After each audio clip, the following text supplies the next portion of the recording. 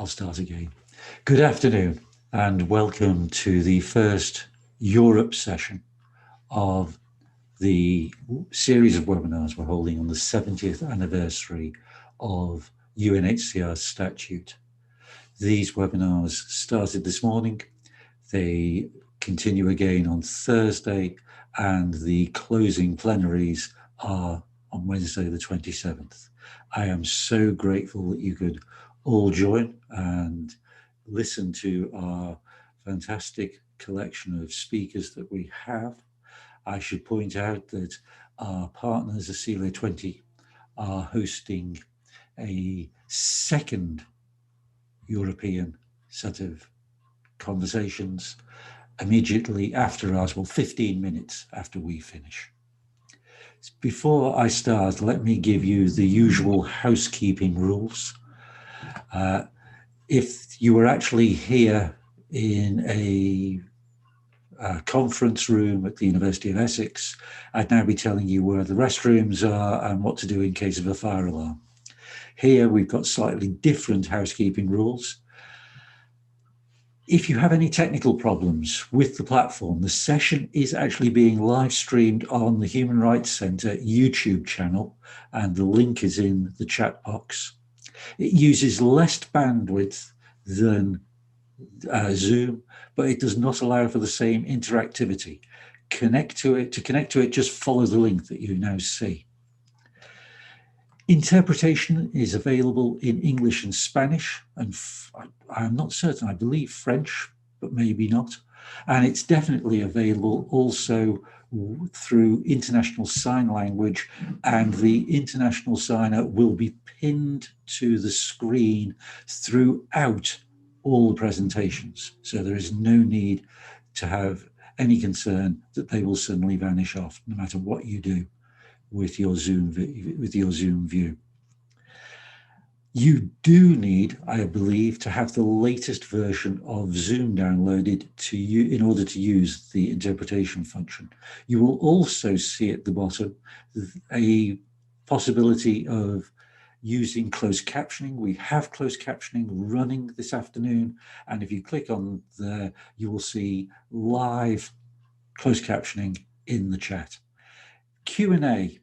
As always, your active participation in today's discussion is encouraged, and you can submit questions and comments throughout the event.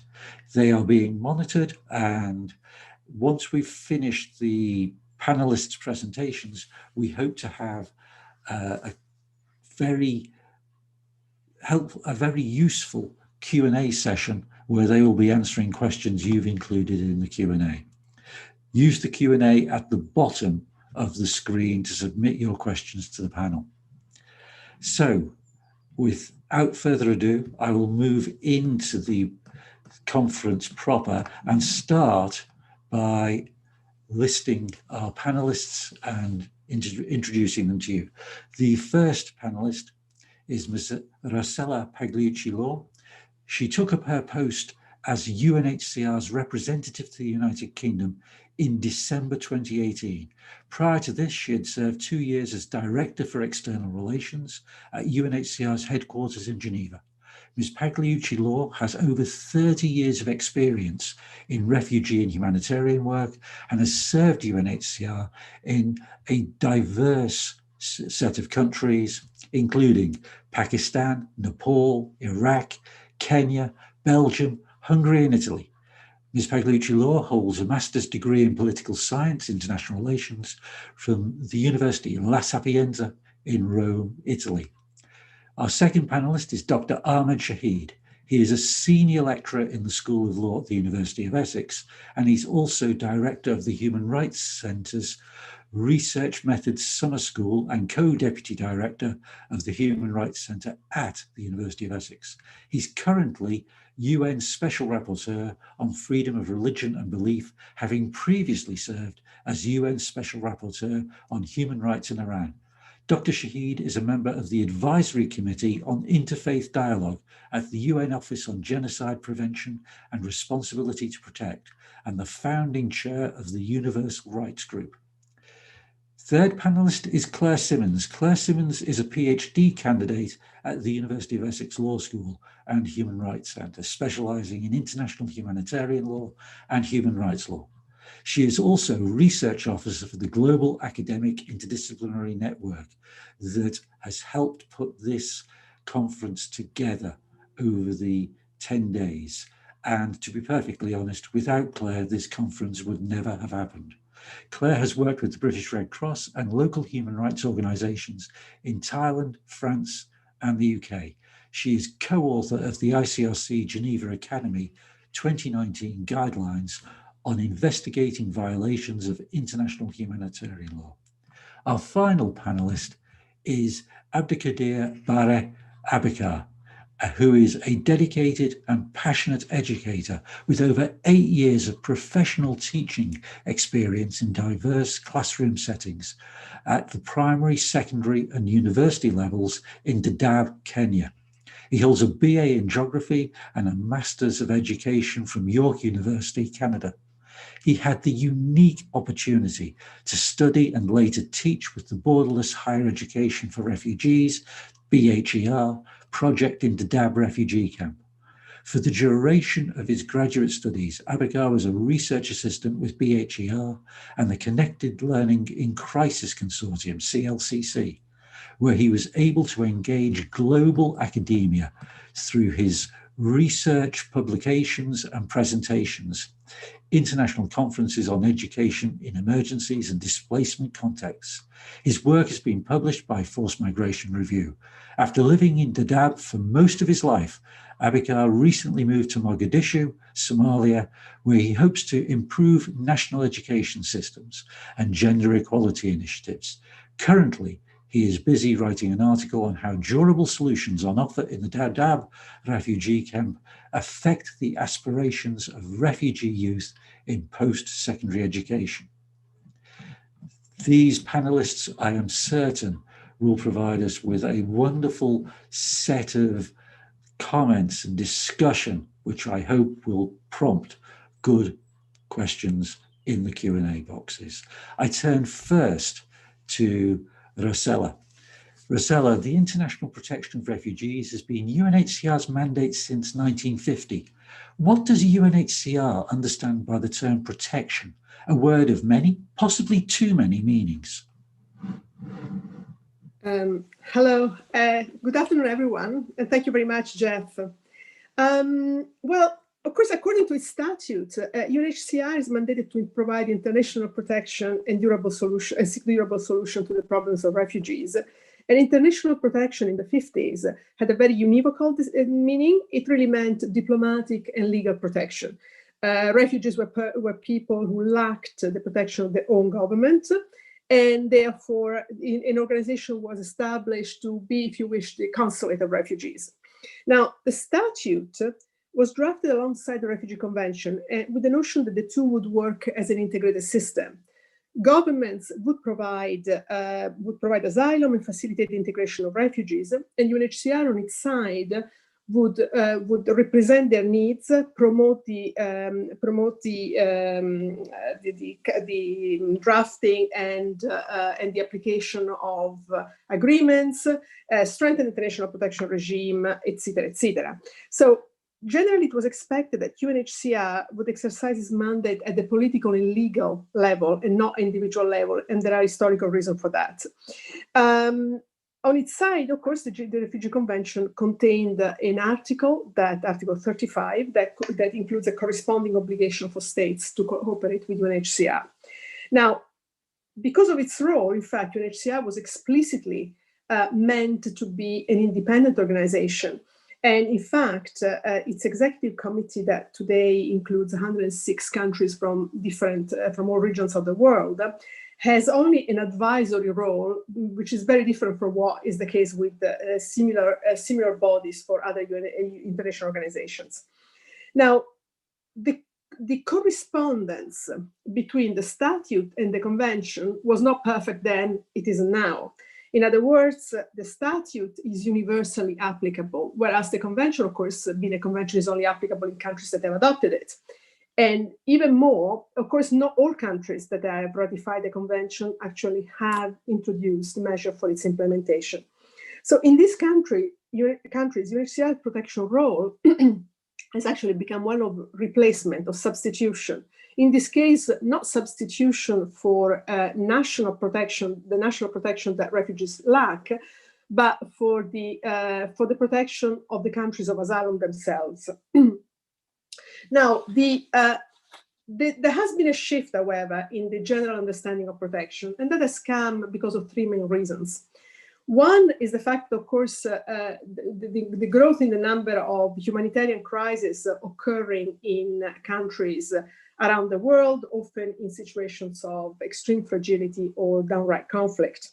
There has been, so there are many more interventions and many more actors on the scene. And of course, there's been the development of human rights law. So today, the concept of protection is usually understood to encompass all activities aimed at ensuring the full respect of the full respect of the rights of the individuals in accordance with the spirit and the letter of the relevant bodies of law. So essentially, human rights law, humanitarian law, and refugee law. Now, so this expands the sense of the approach to protection from one of protection as responsibility grounded in a specific mandate to if you wish, protection as a set of activities. Now, we can discuss whether the word protection nowadays is used a little bit too freely, and I think it would be an interesting discussion, and whether this is actually helpful. If all activities aimed at ensuring the full respect of the human rights of individuals in accordance with the letter, etc., protection, then of course I can't really think of what in a humanitarian intervention is not protection. Clearly, training the police and placing lockable doors on latrines are both very, very important. Are they the same thing? I think, again, as I said, this is an interesting discussion that probably deserves a separate session. What, however, I think is important is that regardless of how we define it, and I think there are some benefits in considering in this broader sense of protection, because I think it firmly places the question of centrality of protection as a purpose of humanitarian action elsewhere. So it has its use. Let's put it this way. But I think we should be careful also not to overclaim sometimes protection. And here I go a bit with Marc Dubois, who I think very rightly highlighted the risk of losing credibility if we claim that we can provide protection, for example, from violence in a manner that, of course, humanitarians cannot do. Some 30 years ago, when I introduced myself as a protection officer, a senior police officer in Pakistan looked at me thoughtfully for a minute and then said, "You don't look very strong." I think he had a point. Now, it may seem that with what I've said that I go along with those who along the years have been saying that UNHCR should really limit itself to its core mandate of providing legal and diplomatic protection and stay out of assistance. Now, I actually do not. And I do not because I've been a protection officer in the field, and I've seen how, to what extent, the protection as advocacy for standards and for government action is actually sustained and strengthened by being seen as the bringers of material assistance. Our mandate is very, very strong in international law, but it's a lot less so sometimes on dusty roads. The other reason why I think it's important for UNHCR to continue to be involved in this in humanitarian assistance, whatever we want to call it, I think it has to do with the fact that it gives us an entry point in the lives of refugees, and therefore an understanding that then can drive much better policy formulation and guidance, and which is indeed what constitutes our core mandate. So it makes us a lot better in what we are required to do. So whatever we call it, as I said, I believe really that UNHCR's mandate, our protection mandate, does require a somewhat broader intervention in the real world to make us, to help to strengthen our hand. And this is particularly so because I think we're seeing so many countries increasingly uninterested in following standards per se. So I think I'm done with my 5 minutes, Geoff, and I hand over the floor. Yeah, I remember several years ago having a chat with Nick Morris, who was in operations, and saying there's not much point protecting a dead refugee. And it's that very point. Can I turn now to Ahmed? Ahmed, in international human rights law, we talk about respect, protect, and fulfill rights. How would you explain the concept of protecting rights? Right. Thank you very much, Geoff, for inviting me to join this session. And congratulations to UNHCR and to my 6 colleagues, especially Geoff, for putting together this impressive program to mark the 70th anniversary of the Refugee Convention.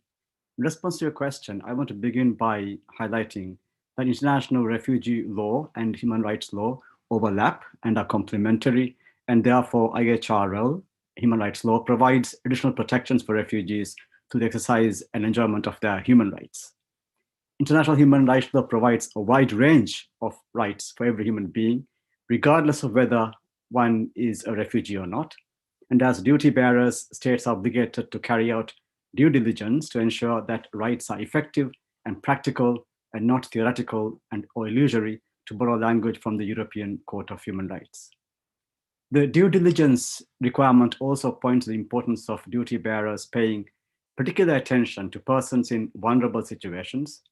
And as persons in vulnerable situations, the protections offered by IHRL to refugees can be and are indeed very important. The tripartite framework of respect, protect, and fulfill highlights the wide-ranging and multi-layered nature of state obligations under international human rights law. The obligation to respect requires that states do not engage in activities that violate rights of those subject to its jurisdiction, i.e. a duty of restraint. The closure of borders to refugees, for example, would be a violation of that duty to respect the right of everyone to seek asylum under criteria established by international law, as would be the forcible return of a refugee in violation of the principle of non-refoulement. The duty to protect entails positive obligations upon states to ensure that rights enjoy effective protection and third parties do not abuse those rights. The simplest example for me to cite here, based on my work, is where people in flight continue to face the threats to their life, which made them flee in the first place. I've come across examples where refugees may be housed in centers for processing in ways that expose them to the types of threats they faced to begin with, such as religious dissenters being housed together with others from the same country on the basis of a shared nationality. The duty to fulfill rights requires that states make provision for everyone to claim, exercise, and enjoy their rights effectively. In the context of refugees, this would entail being able to apply for asylum, being able to present their case to pertinent authorities, and to have an effective and impartial hearing on that. In the context of refugee protection, this also includes international cooperation to facilitate the right to seek asylum, to ensure that individuals are not indirectly forced to return to a country in violation of the principle of non-refoulement. Given that human rights are interdependent and indivisible, the duty to fulfill rights of refugees can engage a whole range of other rights, such as housing, education, healthcare, in addition to facilitating those rights directly linked to claiming one's status as a refugee. To illustrate my points by example, let me refer to the latest communication on public record from the UN Special Rapporteur on rights of migrants, which he wrote to the government of Greece about a year ago, following the closure of Greece's border for about a month, subsequent to Turkey's decision at the time to open its borders to anyone wishing to cross to Europe. Among the many concerns and queries he raised in his letter to the government of Greece, the following stand out, and they correspond to the three types of state obligations we are talking about. His first question was to ask the government to explain how the suspension of asylum applications complied with international law, especially in regard to the right to seek asylum and the principle of non-refoulement. Of course, pointing out that such a suspension has no basis in international human rights law. A second question he raised was to ask for information on measures undertaken to ensure the safety of refugees, asylum seekers, and migrants. Of course, states have obligation to protect them against violence, against human trafficking, and other violations and abuses of their rights. The third question he raised was asking for plans by the government of Greece to alleviate the critical conditions facing refugees and asylum seekers in regard to housing and congestion, especially in the islands in the Aegean Sea. Now, these three questions illustrate the multi-layered nature of the type of protections that are sought, and the type of duties upon state to ensure through due diligence that people are effectively able to exercise their right to seek asylum. Thank you.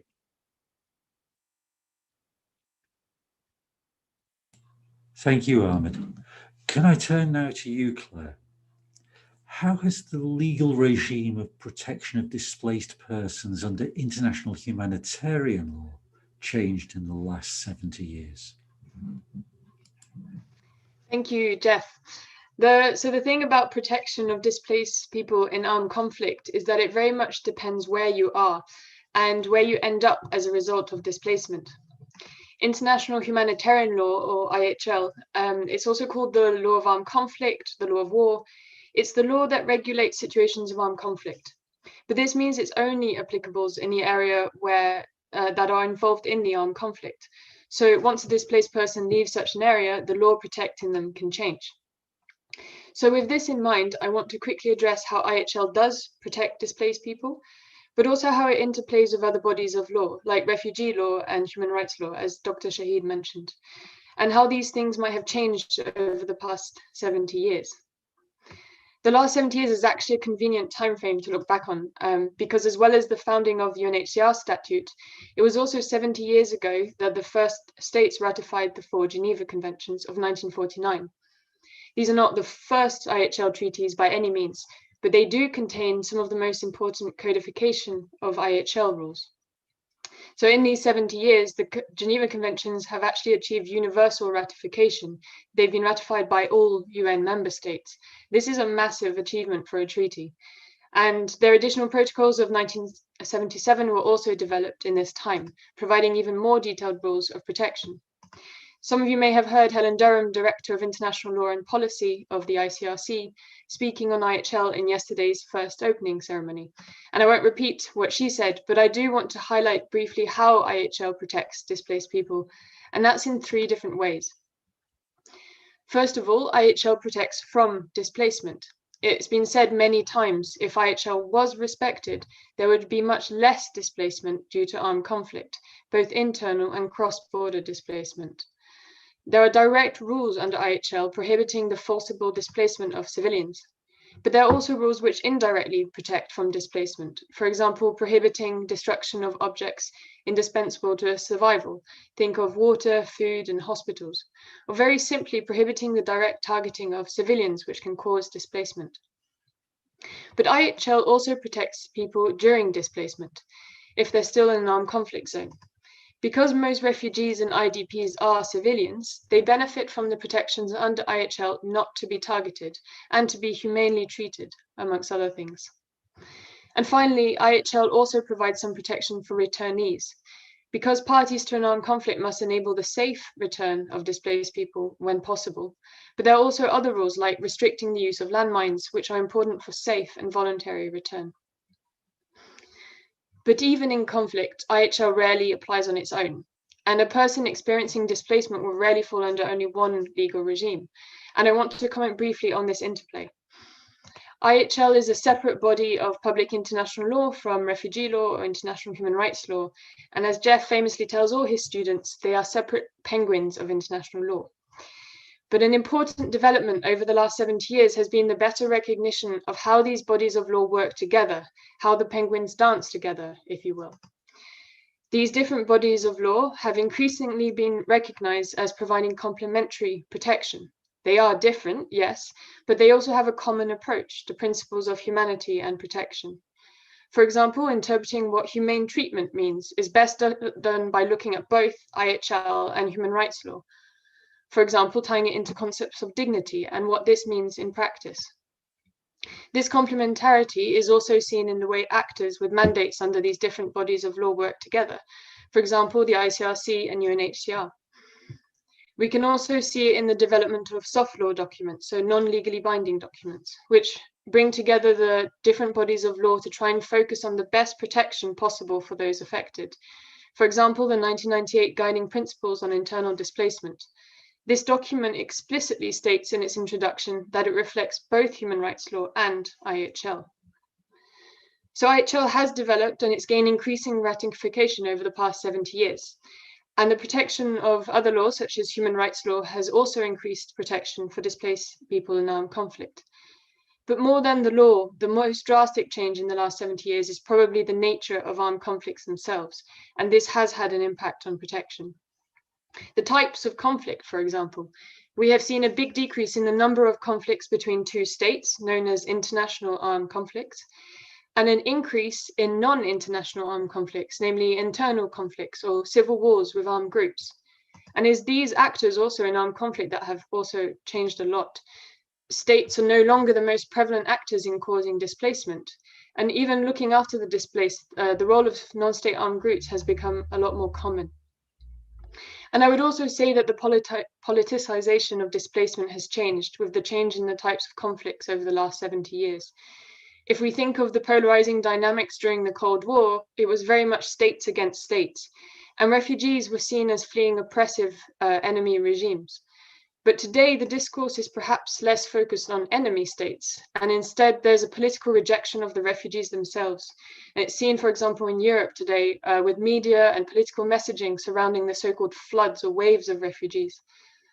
So to wrap up, the law on protection in armed conflict has somewhat changed in the last 70 years, but what has changed more is actually the very nature of armed conflict. The way in which the law is interpreted has also changed along with this, especially by recognizing a more holistic approach to protection and by considering the interplay of the different bodies of law. Thank you. Thank you, Claire. And for anybody moderately confused by the reference to penguins, it is the fact that penguins are usually seen as all looking the same. And therefore, everybody thinks, well, sort of, they're all the same. And in the same way, subdisciplines of international law, like international human rights law, international law of armed conflict, international refugee law, are sometimes treated as though they're identical and you can take parts of one and just transfer them into another. The very nature of those different subdisciplines of international law means that any cross-fertilization has to be thought through carefully. And that's why I like the penguin analogy, but more on that on some other occasion, not now. At this moment, I must turn to Abikar. Abikar, your experience is so fundamental to addressing the question of how can education provide protection for refugees?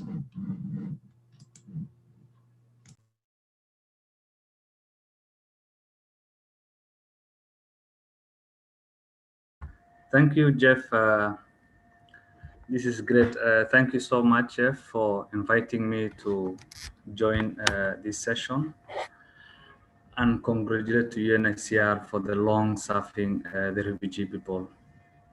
The knowledge I got from online universities in the project of BHR, Borderless Higher Education for Refugee, prepared me to better position myself to go back to my country and help those in need through my work with UNHCR, United Nations. I feel independent and confident that I can contribute to my country's stability directly or indirectly. Education empowered me to participate in decision-making areas of my level in my own country. My voice sounds better with education acquired. And thus educating a refugee to protect the displaced person. So in this question of protection, how can education provides protection for refugees? I will say that education provides the self-confidence to the educator to think differently in survival. thus giving them the world good of ideas. I remember when people traveled to the camps for 1991 in Somalia, for those with basic needs benefited better than those without, basic education from Somalia, as compared to, for example, including my parents directly from the jungles or the bush with their cattle and animals, and had no knowledge of other means of surviving other than only rearing animals. As we speak today, those displaced persons who benefited from either resettlement opportunities or created small businesses were the people with, essential bits of knowledge. And thus, it is through education that provides the kind of protection that any person would want. My mother told me that if our ration cards were posted for resettlement interviews by UNHCR, they would decline and never had any reasons for the refusals. And that happens to very many parents that had no education. There was also another scenario where families are resettled, and that's why I normally use education as a protection. So the family are resettled, and they are never knowing where to go. But unfortunately, someone was paying all the amount of travel to come to United Nations, only just to buy some parts of their bodies, like maybe kidneys and all that, and they never knew it.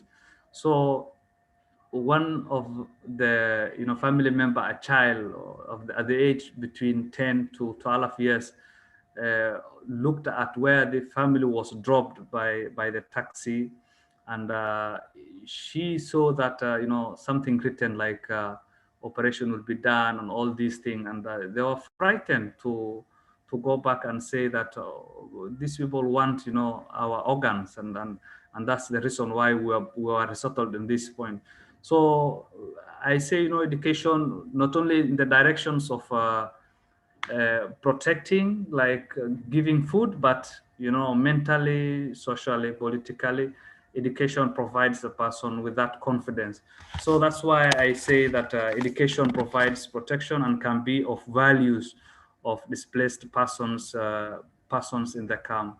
And recently, the people I met in in Somalia, the youths that came from in Dadaab, are doing a brilliant job, and it's because of the education they have received. They're using as a shield to do a lot of life worthy things. So back to you, Geoff. Thank you. Thank you, Abikar, for that very personal but very important intervention. Can I come back to you, Rossella? We're 70 years into a mandate that was originally planned to last a mere 3. How does UNHCR understand protection today, especially in the light of the 2018 Global Compact on Refugees? Well, the fundamentals of protection really haven't changed, nor has unfortunately changed the need for it. And I think Ahmed Shaheed's comments on what he saw, I think, are a very good example of what I'm talking about. The protection mandate, the core protection mandate, is, I think, considerably under threat at the moment. We've been witnessing a tendency to depart from multilateralism and the conception of international relations that speaks to rules. And of course, our mandate is both entrenched in international law, and it solely relies really on the authority of the High Commissioner. It has no teeth per se. Politically, refugees are depicted in a negative light, and while this is not entirely new, we are seeing it's leading to the loss, or anyway, the weakening of what is one of the main control systems, which is basically states holding each other accountable. This is weakening also because some states are really losing their credibility in that they're showing themselves unwilling to do what they're asking others to do, or because by allowing certain slippages, they hope to open sort of the space for themselves to do the same. Fortunately, in many parts of the world, of course, public opinion remains supportive. Civil society is very active, and of course, there is the invaluable work that judicial bodies are doing to shore up the system. The Global Compact on refugees represent really an expression of our traditional mandate of specifically the function of trying to promote agreements between states with a view to improving the situation of refugees. Now, much has been said about the fact that the Global Compact is too cautious, is not binding, it's unambitious, but I think we have to be realistic. The Compact, like also the 51 Convention and everything else, any other international instrument, is a document of compromise. We could have written a wonderful instrument, but then it would have probably remained literature. So we have to be realistic and perhaps appreciate the fact that the Global Compact is at least an attempt, and so far doing not too badly, about reversing the trends that I was describing by focusing on the all-important question of international cooperation and responsibility and burden sharing, without which the asylum system, the international protection system, simply cannot survive.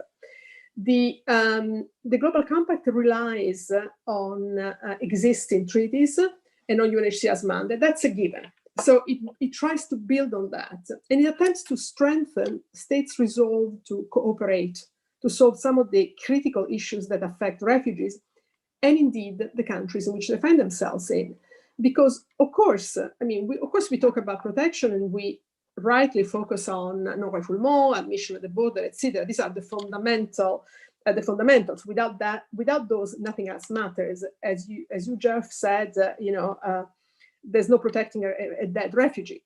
But at the same time, that's really not enough. You have to consider that somebody who is a refugee for 5 years, statistically, is likely to remain a refugee for about 20.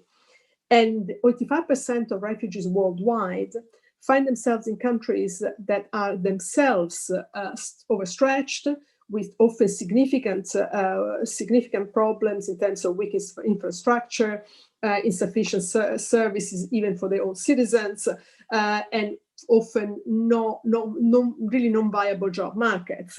Now, frankly, lack of a decent livelihood and lack of access to education, of which Abikar so eloquently spoke, are really the mother of most of the protection problems we see. If refugees could achieve a degree of normalcy in terms of being able to be self-reliant, to access education, to go on with their lives, many of the issues that we try then to address through humanitarian interventions wouldn't arise. Now, the Compact, of course, recognizes also that the lives of the refugees are inextricably linked to those of the host communities. And often, of course, refugees live among the most marginalized in their own countries. It makes it important, though certainly not new, I think, I'm sure that you will recall this has been a discussion since the 60s, the early 70s, sorry, that makes the link between development and humanitarian interventions. And it seeks to link the two by involving a far greater range of actors. For the first time, we have big financial institutions, development banks, the World Bank, the Asian Development Banks, and others involved. And that's really, quite frankly, also is where the big money is. And they're involved in trying to support those countries that are doing the good, they're really fulfilling the greater good for the international community by taking care of a very large number of refugees despite their challenges. I think it's important, and it's important to sort of think about refugee crisis as a collective challenge, and therefore to seek the assistance and the support of everyone. We have been reaching out, as you know, to faith-based groups, to academia, of course, and this is what this particular event is an example of that. Individuals, private sector, trying to find that sweet spot that brings everyone together for the greater good of refugees and their host communities, and that actively establishes a basis for solutions. Now, perhaps on closing, I would like also to notice that we are indeed one of the elements that is now being put in far sharper light is the inclusion and leadership of the refugees themselves. I mean, it should have been like that from the beginning, to be honest. It kind of wasn't, it is definitely the time. And I think we're going to see the inclusion and the actual active participation of refugees in this far more in light, which is really the way it should be. Over to you. Thank you. I would like to sort of just point out I was doing some research for UNHCR in Niger in 2014 with my co-researcher Anna Magdalena Rouche, and we went to Difa in the southeast. And what was really important there was the way that UNHCR had coordinated the refugee community with the local regional government in order to make certain that the refugee voice was heard, both not just by UNHCR itself, but by the Nigerian authorities as well. And I think UNHCR has been trying to ensure the refugee voice is at the forefront for many, many years now. Ahmed, I'll come to you now for your second question. You are also, as well as one of my colleagues at Essex, the Special Rapporteur on Freedom of Religion and Belief. In that capacity, how have you responded to protection needs? Thank you. Before I respond, the point just made about all of us viewing the refugee crisis as a collective challenge, I think is a very, very important one.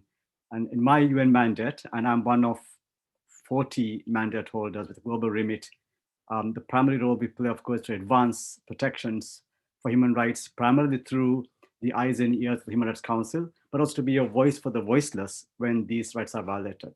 But and of course, to carry out this role, we have a range of tools that we can use.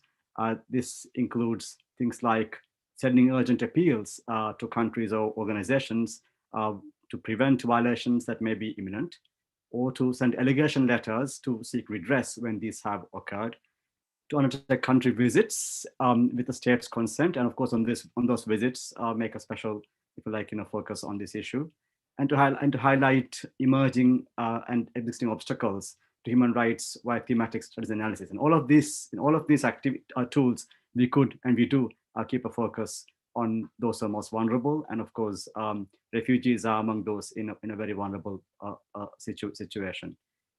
In terms of my own work, the primary focus is to promote conditions in countries that would result in the ability of individuals to exercise and enjoy their right to freedom of thought, conscience, and religion without being forced out of their countries. But when they've had to flee, I've examined conditions they face in countries of transit or in countries of resettlement by a range of engagements during my country visits. Thus, on my visit to Sri Lanka, a few months after the Easter Sunday bombing 2 years back, I visited and met with a number of refugees from Pakistan and the Middle East to examine their situation and raise a number of concerns with the government about the treatment they were facing. On my visit to the Netherlands, same year, I met with government officials working on refugee issues to inquire about their practices and, of course, make necessary recommendations as I felt were appropriate. On my visit to Tunisia 2 years back, I went to prisons where they were holding refugees whom they regard to be illegally transferred in the country. Of course, examine the issues they're facing and raise concerns with the government. Now, beyond these on-site visits and other advocacy tools, I have provided country-relevant information to assist authorities in processing refugee claims, often at the request of those seeking they have their claims processed.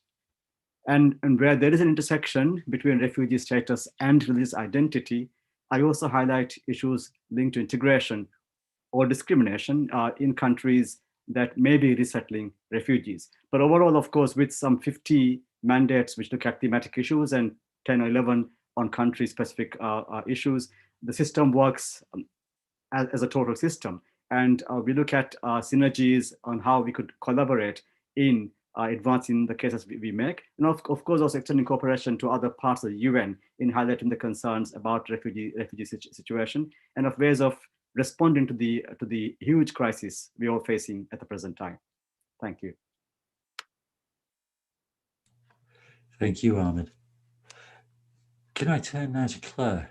Claire, you mentioned that the nature of conflict has changed over the past 70 years, but how has protection in practice, as well as the actors involved in this protection, changed in situations of armed conflict in that time? Thank you. Yes, thank you, Geoff. I think it is interesting because, as you said, with the changing nature of conflict, it's also affected the actors involved in the armed conflicts who's fighting the conflict. But this also has an impact on protection by these actors and other actors as well involved in armed conflict. So I would address this topic from two completely different angles. On the one hand, how the actors with a legal responsibility towards displaced people have changed, and especially the massive growth of the role of non-state actors in armed conflict over the last 70 years. But on the other hand, we have other actors who provide practical humanitarian assistance, and they've also had to adapt to the changing situations and in the way they work together, especially, for example, UNHCR and ICRC. So first of all, who has the legal obligations with regards to displaced people? The world is still very much focused on states, and states are definitely the primary duty bearers when it comes to legal obligations for displaced people. But in the last 70 years, the role of non-state actors has undoubtedly massively grown in a lot of areas, and not just conflict. If we think of the role of big businesses and companies now have in a lot of places. So states are no longer the main actors in armed conflict. Under IHL, non-state armed groups are legally bound by obligations, for example, obligations not to target civilians and to treat those within their care with humanity. Although it has to be said that the law regarding non-state actors is less developed and not as widely ratified. But regardless of the law, in reality, especially for IDPs, states are often either unwilling or able to provide protection to these people. In practice, non-state armed groups have a lot of interaction with displaced people. This is true in all three spheres: in causing displacement, providing protection during displacement, and the safe return or not of displaced people. This state of affairs, that non-state actors are in fact often in charge of displaced people, is reflected in part in the guiding principles on internal displacement. They do focus their obligations on states, and rightfully so, but they also explicitly state that they are aimed at all authorities, groups, and people, irrespective of their legal status. And in a sense, because the drafting of the guiding principles were very much along a needs-based approach. It identified needs of the IDPs before addressing how legal obligations of who could meet those needs. In fact, the guiding principles themselves have been used in training workshops on IDP protection with armed groups, and they have provided much needed guidance on what can be done in practice, a sort of checklist of how protection can be provided, and especially in situations where the law may not be clear. And there's other areas where armed groups have also committed to providing more protection regardless of the law, for example, through deeds of commitment coordinated by Geneva. A lot of these focus on armed groups who commit to not using anti-personal landmines, for example, something that's absolutely crucial in considering the safe return of displaced people. But I also wanted to comment briefly on a different type of actor, which has been central to the protection of displaced people, namely how the work of UNHCR and ICRC has evolved over the past 70 years, separately and together. Differences between the ICRC and the UNHCR are important. They are different legally, politically, and what they do in practice. But it's also the case that these two actors have complementary roles in providing protection, and some of their work is intrinsically linked. So much so that they have come to various official agreements over the years, such as the 1981 Manila Resolution and Statement of Policy. Legally, the mandate of UNHCR is primarily with refugees, people outside their country of origin. The mandate of ICRC, on the other hand, is focused within territories where conflict happens and lines up much more clearly with the protection of IDPs in this way. But as we are hearing throughout this conference, the mandates are not this clear-cut. The ICRC does in fact deal with refugees, especially when refugees find themselves in another or the same armed conflict across the border. And we know that UNHCR increasingly deals with this population or displaced people who are not 1951 Convention refugees, such as IDPs or stateless people. This is a topic that's being covered in various panels across this week's conference. But most importantly, the two organizations have adapted to the practical realities on the ground, which, as we can see, have changed drastically over time.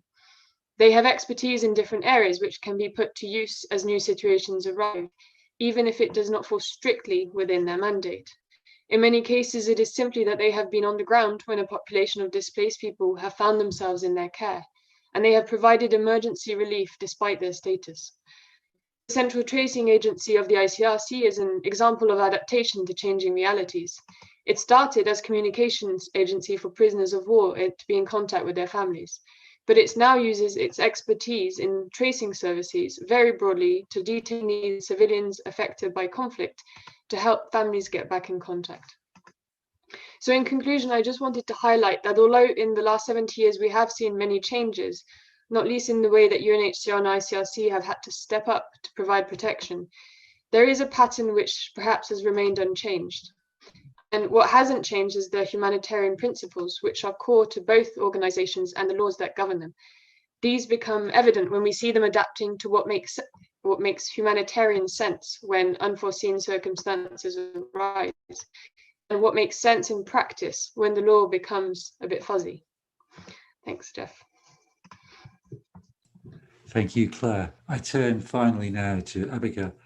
How could education lead to a durable solution for displaced persons in the world, and in particular in the Dadaab refugee camp in Kenya?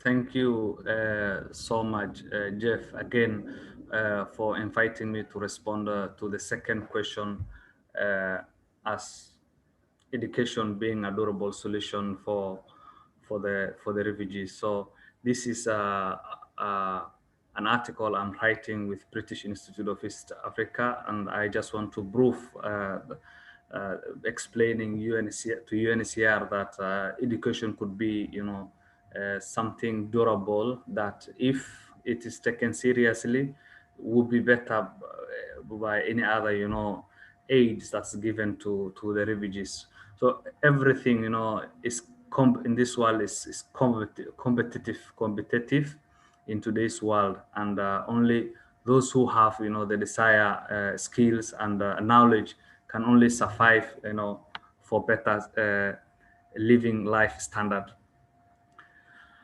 By getting, a university education, I was qualified for higher, competitive jobs in Somalia. I'm still looking for a job now in Somalia. Education is a durable solution to my understanding, because it provides a sustainable life for the educated scholars. Because education is a non-negotiable, it depends, on the person's hard work. There are those who never went for education. They could not enjoy, the kind of life those who have, strived in the harsh life in the camps would enjoy. So, and it pays a lot at the end for whoever, struggles in education. As from the evidences, many of the youths who completed the university degrees from the camps are now in Somalia, Horn of Africa, working with a big companies and also UN jobs in Somalia, serving their nations in participating the nation's rebuilding. Thus, many youths have, moved back to the country with all their families, children, and feeling home fiber. Investing in education is a critical aspect because it reduces the cost the UNHCR will incur for years in providing education to the people to create their livelihood activities. And it is only education that goes with you everywhere, like a passport. So like the way we show the passport, education goes with you everywhere you go. That one, is an evidence that I just want to share one, information that one friend of mine has told me, and he said that were it not from the higher education I got in the camps, I would not have turned to Somalia. I would not have returned to Somalia. Moreover, it contributed to the construction of my country. The university education I got in the Dadaab camp enables my community and me to acquire skills and knowledge to help myself. The higher education, unlocked me and made me think outside the box. Through that education, I realized that I could do everything that I should do to grow and help others succeed. This is, one of the youth who has finished BHR project as a master, education, and now he is contesting, a leadership position, a parliament, leadership position, and he's saying that with the education I have in my head, I'm able to lead my society and redefine, the kind of conflict we are having. So without education, this person wouldn't have thought of leaving the camps. He would have been staying in the camp for years. But now he's coming with most of his families, back and seeing, a different, thing in his mind that, yes, education is a durable solution. And therefore, I believe, the higher we implement the higher education in displaced context, will enable, refugees to coexist peacefully and become a transformative force of development. And that's why I said that food will last long, wouldn't last long if, for example, you keep on giving food, you keep on giving water, shelter, which we call them the basic, needs. That will not, that will one day end. That cannot be a durable solution.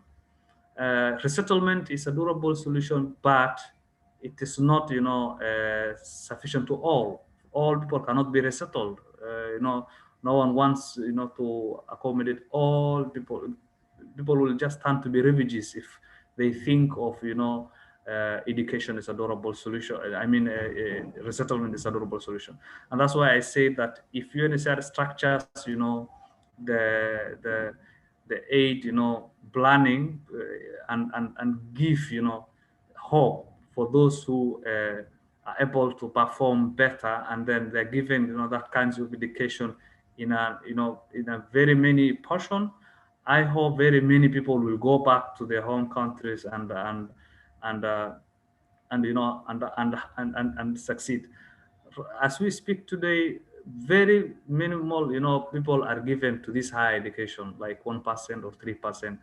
If that could be increased to 30%, I believe that we'll have, less problems in wherever we are coming from. Thank you, Geoff. Back to you. Thank you. In my research, whenever I've traveled and met with refugee children, the one thing that they always wanted was access to education. And UNHCR came up with creative ways of doing that, sometimes by building schools in their displaced person settlements, but equally by setting up remote learning so that the students could keep studying through materials being provided from their country of nationality. I should also add that at Essex, we've had many refugees as students over the years, and at least one of them, courtesy of coming to Essex. Her parents were Somali refugees who'd found protection in Germany. She came and studied at Essex, and she, as soon as it was possible, went back to Mogadishu to work to try and help rebuild the country. So yes, it is clear that education is a long-term, durable solution that actually isn't just for the refugee, but it's for the country of nationality too. And I should add that UNHCR in its 70th anniversary year asked that there would be pledging to allow 70 scholarships to be created for refugees to study at university. They've far outstripped that already from the donations available. And I have just seen in the panelist chat, and I'm certain it can be put into the general chat, that the Aiming Higher campaign, which is part of this, is something that everybody can contribute to help improve and increase the number of refugees who can participate in university level education. Currently, it's 3%. By 2030, the aim is for it to be at least 15%. Let me move on now to the Q&A. I have some questions already. Please type any more questions that you want into the Q&A. It's being monitored during the Q&A, and I'm getting a direct feed of those questions, even as I ask the questions to everybody else. So I want to start with one question that I know Abikar already addressed in the Q&A boxes, but I want to put it to all our panelists. It comes in from Vasiliki. And how can we as protection officers include more community-based and participatory approaches in our protection work? And I suppose, Rossella, you might want to start answering that one first as a former protection officer, but I do want everybody else to contribute as well. But with great pleasure, Geoff. And I think it's, well, for those who want to focus more on community-based protection, I think there is a plethora of guidelines and suggestions and tools. But I think what is really important is the fact that we are really coming to the understanding that the community is where protection happens. And the community means really sitting with the refugees and working with the refugees rather than sort of coming up with a ready-made protection solution flown in from outside. I think Abikar, I think, was very clear when he sort of focused for him clearly the most important element of protection for him and for many refugee youth centers on education. And I think it's important that we listen and that we sort of try to adapt the focus of our interventions to what refugees really see that is value for them. But we need definitely, it's also about looking not just at refugees as if you wish, the recipients of protection, but also as those who can best analyze where the gaps are, suggest possible remedial action, and themselves engage in ways to protect their own community, which they already do. I think they've done it forever, except that that kind of action wasn't really recognized by the system as such. So I think there's a lot that we can do better and more. And there is a lot out there that can help anyone who is for the first time sort of starting to look at these kind of interventions to sort of get ideas of how to do it better. Over to you, Geoff. Claire, I know you've worked with refugees in Thailand in the past. Do you have anything that you'd like to add at this point? Not in Thailand, actually. I apologize, Rossella. I asked Claire. Oh, sorry. Thank you, Geoff. I think it's other people are much better placed to speak on my behalf. As Rossella highlighted, Abdikadir really covered really important things that I've witnessed. But I did want to mention two things. One, putting my GAIN hat on, the Global Academic Interdisciplinary Network, because one of the things that is one of the objectives of the network is to increase this refugee-led research and involvement in academia about issues that concern refugees themselves. And I know there's work that's going on with the Global Refugee-Led Network, and we're hoping to set up a mailing list that would try to help connect the people who are looking for opportunities with those who need to be connected to these opportunities, so that really academia can tie in much better into the practice. And on the other very much more academic and more abstract side, what it was making me think of the rights-based approach under international law, which is used a lot in development, which is where individuals have rights. If they are empowered to know their rights, they are in a much better position to then claim those rights. So I work a lot in situations of armed conflict where the law is fuzzy and it's unclear who has a responsibility for who. But in order to empower, and as Abdikadir said, through education, but also through dissemination of these are your rights, this is what you have, we putting aside things of judiciability or who has the legal obligations, if people know they have their rights, they are more likely to be able to claim them. And I think that is quite an important discourse from an academic perspective, but I think also in practice to promote. Thank you, Claire, and thank you. As the chair of the Global Academic Interdisciplinary Network, it's rather sad that I wasn't the one to mention that earlier, but thank you. I should point out that the Global Academic Interdisciplinary Network is seeking to ensure that academics around the world and students around the world get better access to research and teaching on refugee matters, and that we provide protection to scholars and students. Ahmed, Claire mentioned the rights-based approach. Do you wish to add anything to that with regard to that in the sense of how can this facilitate refugee participation in education? I think it's vitally important that there's a rights-based approach taken with regard to education for refugees, especially given the very vulnerable position that they are faced, that they're placed in the communities that they resettle. And of course, this would again, highlight both the obligation of the state to ensure that there is availability, accessibility, affordability, and so on and so forth, but also at the same time ensuring that the education is framed as an empowering right for these individuals.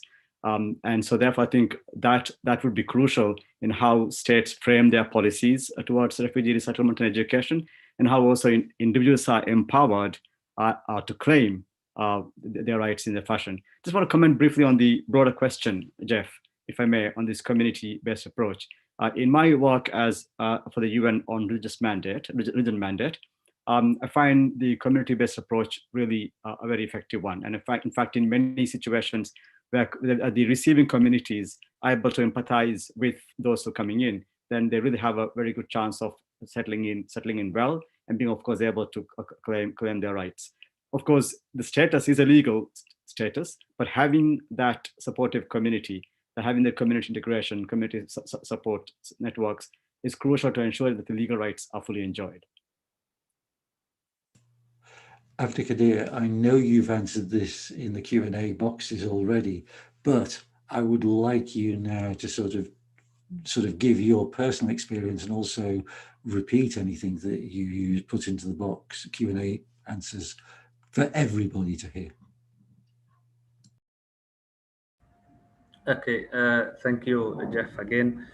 I think as protection officers, working with the refugees is one thing which is very important, because it is the refugees who know what their problems are mostly, and whenever studies are made without including the refugees, it affects a lot, because you just sit down the whole night and day planning, and at the end you come up with something that is irrelevant for the refugees, that's not helping them. You just do some messy activities. So creating a community-based organization like CBO would work better, and by studying with the refugees, you will find a lot of, better solutions from the refugees themselves, because they are the actual, people who are on ground. They understand what, being protection means to them, than, just coming up with a plan and trying to sort, and maybe sometimes as you try to help them, you create more problem. So I think the idea of working with the refugees is one thing I will always welcome, because the refugees are the ones who know their problems, and no one, wants to stay in a camp unless or otherwise there is some other, obligation or some other difficulties people are facing. So working with the refugees, especially the learned refugees, and developing, research tools and researching, studying communities, coexistence, and what sustainability means for them, and what, would be without humanitarian aid is for them. So that's what I will say, and also not only doing that, but also that in collaboration with the government they are coming from. For example, if people are coming from Somalia, what is Somalia planning? What is Southern Sudan planning for these people? People who are outside Uganda are planning. So if UNHCR can collaborate and work with where the origin of the displaced persons are, and looking at that as a point of change, I think we will have less refugees staying outside their countries. And maybe if, for example, they are internally displaced, and then UNHCR should be using throughout studies. The more studies, more researches are made, the more solutions are gotten. But if you just implement things without knowing why things are happening the way they are, then you will end up solving things that you never wanted to solve. So that's how I will say thank you. Thank you. That leads us perfectly into a question from Paul Vernon. It's about the difference between how the affected communities and the international actors view protection. How do we understand the difference between humanitarian protection, community-based protection, and self-protection? I leave that open. Who would wish to speak first on that question?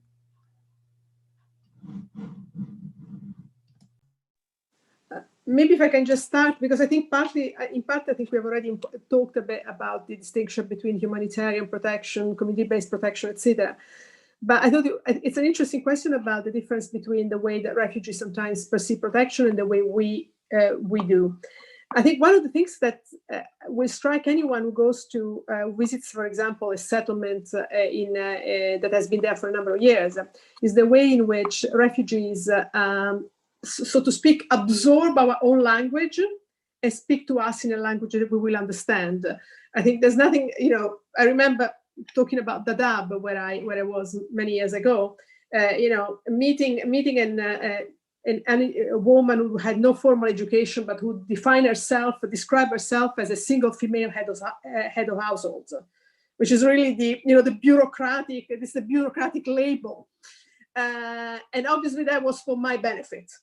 A language I would understand.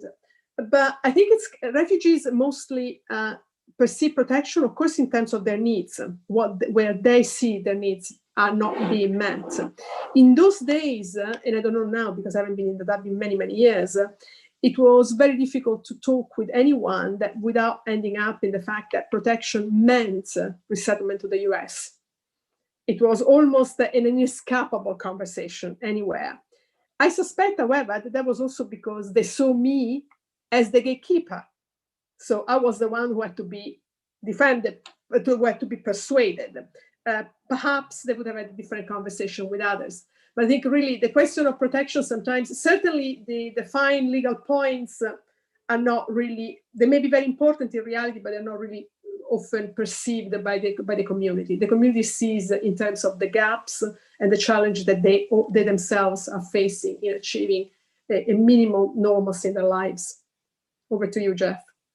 Thank you. Yes, in my own meetings with refugee communities, it's very often the case that the language that is used is the language that I would be using in class. And I'm thinking, this is not the way I talk at home, but it is the way I am talked to by communities who have to use this language in order to be able to achieve what they want to achieve. And yes, when in the army, the main part of the conversation with refugees who'd been there for decades was always about resettlement, which was next to impossible at the same time.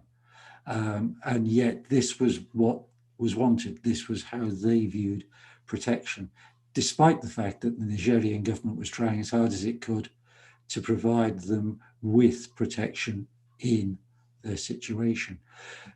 Do either Ahmed or Claire want to speak to this one before I ask? I know Abdikadir has already spoken about this, whether he wants to follow up based on what he's heard from Rossella and from me. Claire? Yes, thanks, Geoff. I just wanted to add a small anecdote based on what Rossella just said. And I worked in education in Thailand, actually not in academia or protection. And I wouldn't want to speak on behalf of my students who would say much better things on this topic. But I do remember witnessing as a teacher some of these things where I think it was what's described to me as the hot potato, which was what is the topic at the moment that gets us funding. And so these youth programs would focus on the climate or recycling, when actually these were things that didn't really mean on their day-to-day, it didn't mean much to them. It's the same with issues of gender and other things, which of course are really important. And it's for the climate is also extremely important that it gets conveyed worldwide. But these weren't priorities that had come from the communities. They were priorities that the funding bodies were requesting, because that's what, wherever their headquarters were based, were looking for. And it wasn't explicit, but these people were very clever, and they knew that if I use these words, I'm more likely to get the bid for this funding. And so the youth programs ended up looking very similar, like you said, Geoff, to what I might have seen here in Europe, when I wasn't convinced that that was actually what was, if they had chosen themselves, if they had thought what are the priorities that our community could do, regardless of funding, it might not have aligned, or it might well have aligned. But I think there is definitely a question around funding and how funding bids are phrased and provided that is really important on this topic. Abdikadir, do you wish to add anything? I think it has, you have almost said everything.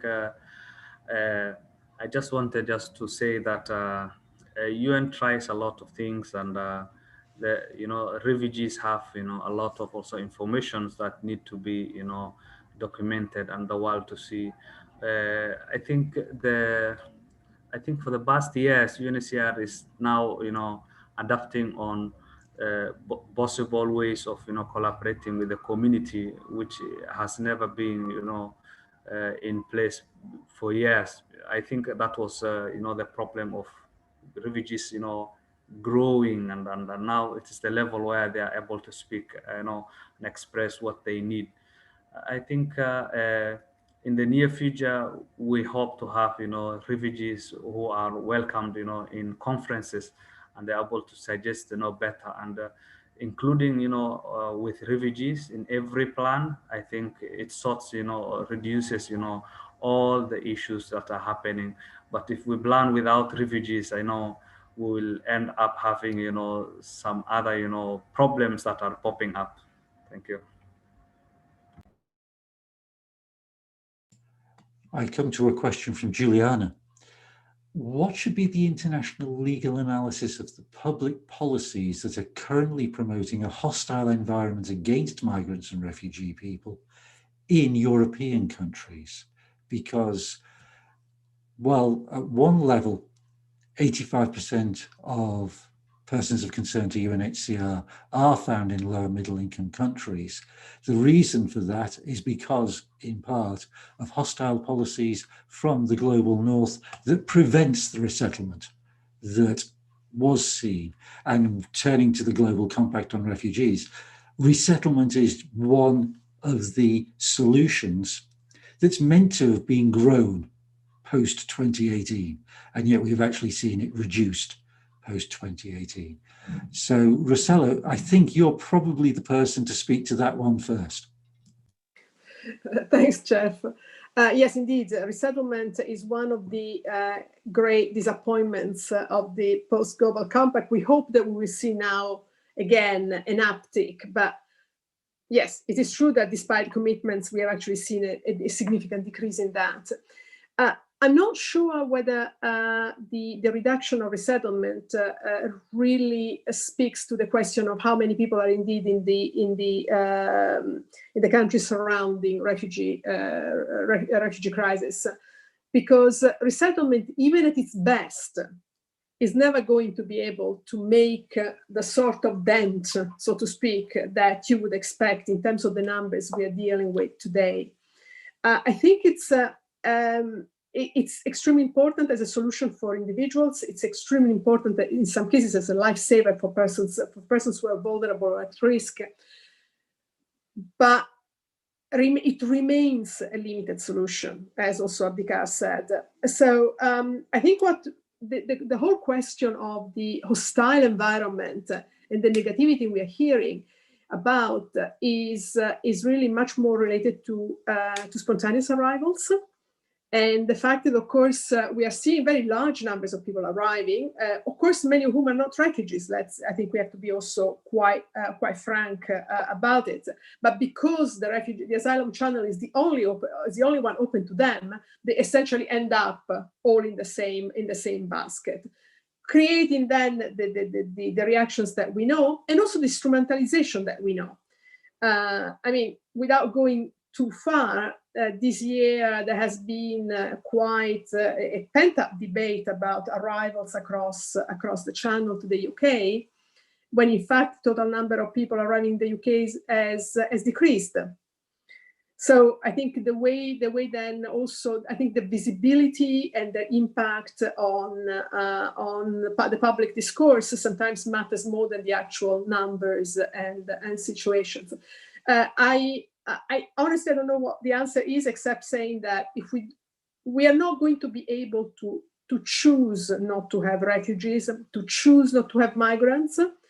I think what we should really be focusing on is having a rational debate and thinking about ways of managing, rather than about thinking about ways of either pretending that they're not there, or about or thinking that we can essentially cut ourselves out from what is happening in the world and expect that everything and everyone will be dealt with elsewhere. I assume, Ahmed, that in your work as Special Rapporteur, this has been a major issue. Do you wish to add anything? Yes, a couple of observations. Of course, I agree that in the short term, the focus on management mitigation would be perhaps the most practical way to go about this. But I might be putting myself off the frame here, but I think we have to look at the problem in its totality in terms of what is creating the refugee influx, as well as I would say the making a hostile environment goes beyond actually the refugee arrivals on these shores. So there are elements extraneous to the global migration crisis that are causing this hostile environment advocacy, as well as a number of factors that accelerate and contribute to the flow of refugees. But I think at the present time, given the very large volume of refugee population, and of course, which the lion's share of them being outside European shores, I think there is a huge need to focus on ensuring that there is effective protection in those areas. But at the same time, for global community to be able to really commit themselves to working on this, there ought to be a critical look at what is driving this hostile discourse, and therefore be able to look at a more positive approach to addressing this. Because the upshot of the hostile discourse is even allocation of funds for refugee management would come under hostile scrutiny. So at the end, it becomes a world in which the idea of human rights becomes untenable, because we're so if you like, nationalist, tribalist, or whatever it is that is causing intolerance. So all of the elements have to be looked into totality while we talk about what is behind this discourse of hostile environment and what impact that has on the ability to manage the global refugee crisis. I can only say that I was in the Nairobi hub several years ago, at the time when they were doing resettlement for the whole of Kenya and working out where various refugees could go around the world. And in the same way we talked about refugees learning the language in order to be able to achieve their objectives, you could see UNHCR staff learning the language of diplomats of the various countries so that they could ensure that people were resettled. This is no way to deal with 85 million displaced persons across the planet. And we really do need, as you've just said, Ahmed, to have a global, comprehensive understanding of protection in terms of human rights and displacement. Claire, did you want to say anything before I turn to Abdikadir, who will definitely have something to say on the hostile environment, I am certain? No, I won't say much, except that from a legal perspective, I think was made clear that, I mean, we can take it to court, we can try and enforce. There are things that are illegal and we can try and enforce that. But I think it was made clear a lot of the hostile environment isn't got to do with the law. It reflects the voters of individual countries. And to tackle this, I think you need to tackle inequality, you need to tackle racism that are very much to do with the host societies where it's being, and understand why the scapegoating is happening. Rather than, I don't think a legal route will only get so far. So that's all I wanted to add. Abdikadir, can I turn to you about hostile environment? Thank you. I think why migrants normally move to Europe and all that is just for job opportunity, and I think one thing which is very important in UNHCR has already started is creation of awareness, on the difficulties migrants are, undergoing in either illegal or some other ways, of traveling to Europe. With that kind of, a harsh life, people could be losing their life. So I think what UNHCR could do is, and there's a project in Somalia that works in USAID, and what it does is creations of jobs. So by the youths. So not only awareness, can sort, the problems we are having with migrants, but if, for example, UNHCR could be meeting with, the big investors in the world and giving them the ideas that they should be investing in Africa, where people are having problems, and their job is created. And if, for example, they're producing like clothes can be opened anywhere. Somalia is a very big country. Kenya is a very big country. Uganda is a very big country. Anywhere, depending on the negotiations with the host community or country. So I think that is one solution that UNHCR can do, only to facilitate between the countries on crisis and the big investors. So if they can connect this, I think we would have very many youths appreciating their own countries and having less, problems. Why people are creating problems is because they don't have activities. They don't have, that kind of engagement. So you end up, fighting and thinking that a gun is the only solution to get money, or gun is the only solution to survive. So by giving, creating that kind of job opportunities, many will be thinking of learning as one solution, and we end up having many, children going to school, and people who have never gone maybe can do an ALP learning, accelerated learning projects, or professional learning, training, just to adapt to the kind of the work needed as Europe or other countries do. So I think this is something the world, has to think about it. That UNHCR is going to 70 years now anniversary. We need to end up, humanitarian support, collecting money. It's, we normally say that you keep on calling money, money will run down, but we need to think another channel where, we can create. People should be having, their own thing. As long as they can get $2 to $3 by their sweat, they are all happy. So that's what I would say. Thank you.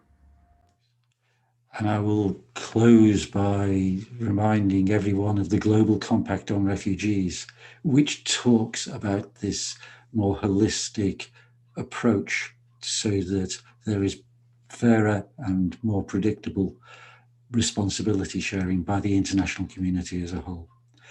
I wish to thank all our panelists, Rossella, Pagliuchi-Lor, Dr. Ahmed Shaheed, Claire Simmons, Abdikadir, Abikar. I am so happy that we've had this opportunity. I hope you enjoyed this. And I can just remind you that in 15 minutes' time, the ASILE 20 panel for Europe starts on a different Zoom link. But thank you, everybody. It's been really good participating in this. Bye for now.